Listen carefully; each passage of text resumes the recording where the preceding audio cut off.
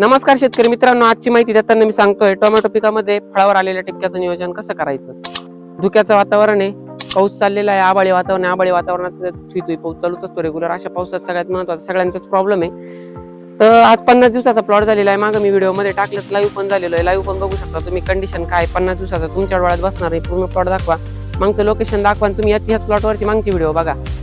सगळ्यात महत्वाचं, आता प्लॉट मध्ये बघा तुम्ही, एकदम जबरदस्त सेटिंग झालेली आहे. सेटिंग झाली असताना रात्रीतून आज टिपका आलेला आहे.